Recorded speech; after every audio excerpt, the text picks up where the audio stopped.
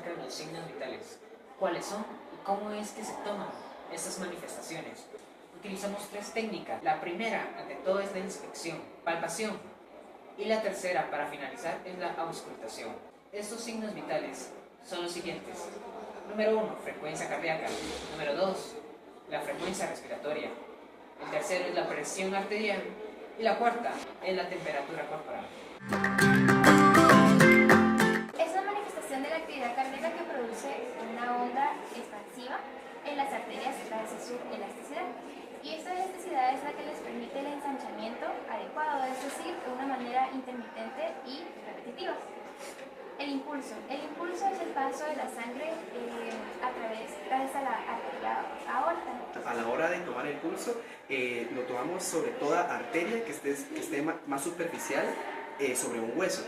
Para empezar, vamos a tomar el pulso temporal, que se encuentra justo en el hueso temporal, de un recorrido que va de la ceja hacia al cuero cabelludo. Lo podemos tomar acá, en la parte más exterior de la frente.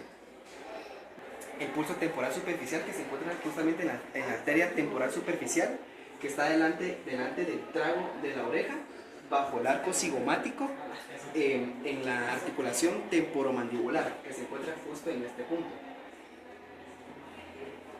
Luego proseguimos al pulso mandibular inferior, que se encuentra en el primer tercio inferior del hueso mandibular o maxilar, justo en esta parte. Luego tenemos uno de los más conocidos, que es el pulso carotidio, que se encuentra en el triángulo carótido, en el tercio medio de la cara anterior del músculo esternocleidomastoideo. Seguiremos con el pulso axilar. El pulso axilar, el paciente tiene que levantar el brazo en un ángulo de 90 grados. Vamos a tomar como referencia un punto medio, el punto medio de la clavícula, hasta llegar a la incisión del músculo pectoral mayor, en la línea media de la línea media axilar, en este punto. Luego está el pulso braquial, que se encuentra en la arteria braquial, que se encuentra medialmente en el húmero, en el surco bicipital, en este punto. Es el pulso radial, que se encuentra a 0.5 centímetros de la apófisis estiloides radial, por debajo del pliegue de flexión de la muñeca. Acá. Tenemos también el pulso cubital o ulnar, que se encuentra en la cara anterior del antebrazo, en el pliegue de flexión de la muñeca. El pulso femoral, que se encuentra en el triángulo femoral, bajo el ligamento inguinal, en la parte media, en esta parte.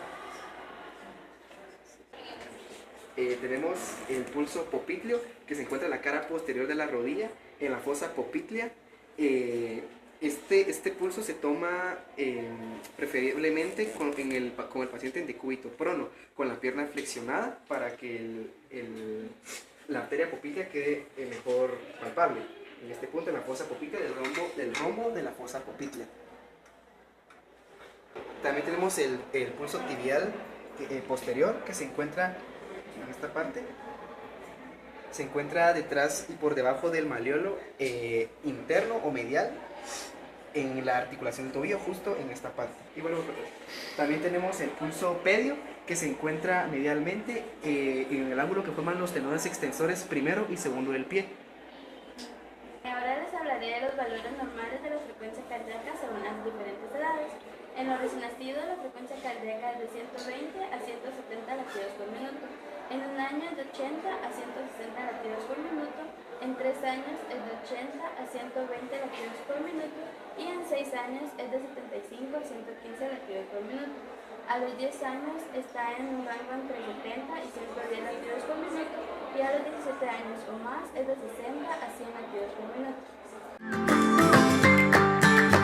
La frecuencia respiratoria es el número de veces que una persona respira por minuto. Cada respiración o ciclo respiratorio comprende una fase de inspiración y otra de expiración. Los músculos que intervienen en la respiración son el diafragma, y los músculos intercostales. Entre las partes del estetoscopio encontramos las ojivas. Ellas deben de estar bien puestas sobre los conductos auditivos del examinador para evitar que los sonidos que se van a auscultar se escapen. Las auriculares, que son las que conectan a las ojivas con el tubo de goma y dividen ya el sonido a dos direcciones. El tubo de goma es el que conecta a las auriculares con el diafragma y la campana.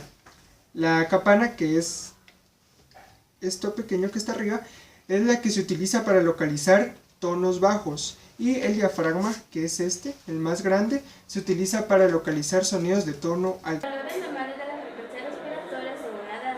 En un recién nacido hay una frecuencia de 30 a 80 respiraciones por minuto, en un lactante menor de 20 a 40 respiraciones por minuto, en un lactante mayor es de 20 a 30 respiraciones por minuto, y en un niño de 2 a 4 años de 20 a 30 respiraciones por minuto. De un niño de 6 a 8 años es de 20 a 28 respiraciones por minuto, y en un adulto de 12 a 20 respiraciones por minuto. Existen diferentes métodos para medir la presión arterial. La primera debe practicarse en un ambiente tranquilo. La siguiente debe explicársele al paciente el procedimiento a realizar. La siguiente, si el paciente está descansando, el brazo debe estar apoyado en una superficie. La siguiente, se le debe descubrir la extremidad a evaluar. Debe fijar el brazalete alrededor del brazo. Palpe la arteria braquial o radial. Insuple de forma continua y rápida hasta el nivel que se deja de percibir el pulso. La siguiente, registre el punto en el que se palpa el primer latido como presión arterial sistólica. La siguiente, descifre totalmente el manguito de forma rápida y continua. Anote e interprete los resultados. Partes del esfigmométro tenemos el brazalete, que puede ser de hule o puede ser de algodón. Sirve para envolver al manguito y también sirve para cubrir el miembro del paciente. Tenemos también el manguito, que sirve para ocluir la presión sanguínea del paciente. Tenemos también los tubos, que son de caucho, también igual que el manguito. Sirve para conectar la perilla con el manómetro y así indicar la presión. Tenemos la perilla, que es manual y sirve para inflar el manguito, así poder ocluir la presión arterial. Está el manómetro, que sirve para indicar la presión en números. Después de haber localizado el pulso braquial, procedemos a fijar el brazalete alrededor del brazo, aproximadamente a 2.5 centímetros por encima de la articulación del codo.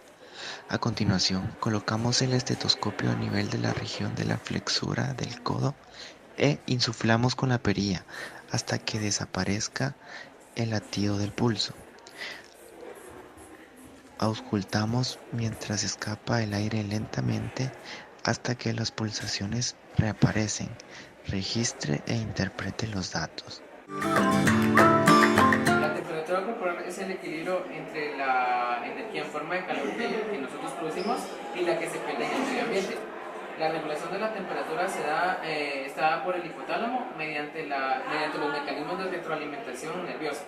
Cuando la temperatura sobrepasa la normal, se activan los mecanismos de vasodilatación, la hiperventilación, la sudoración, y así se promueve pérdida de calor. Mientras que si la temperatura cae por debajo del nivel normal, se activa un aumento del metabolismo y contracciones espasmáticas que causan escalofríos y promueven la generación de calor. Entre los termómetros podemos encontrar el axilar, el rectal, que son alargados como estos, también tienen un extremo corto y redondeado. Y están los termómetros digitales, que son estos, que tienen una pantalla de lectura, como podrán ver acá. El primer método para medir la temperatura es el oral. El oral es cuando se le coloca el termómetro bajo la lengua, el bulbo del termómetro bajo la lengua al paciente, y se espera de 3 a 5 minutos para tener una temperatura. El siguiente método es el axilar. El axilar tenemos que observar que el área esté seca, luego colocar el termómetro bajo la axila de 3 a 5 minutos. Pliegue inguinal. La medición del pliegue inguinal se utiliza la misma técnica para la axilar, pero se prefiere esta zona en los pacientes muy delgados. La rectal, con el paciente en decúbito lateral con genuflexión, de los miembros inferiores o en posición de cúbito supino elevado, las piernas al agarrarlas firmemente en los tobillos, introducir en el recto el termómetro lubricado y con sumo cuidado. Se esperan 3 minutos para su lectura. Este uso está recomendado para niños menores de 6 años.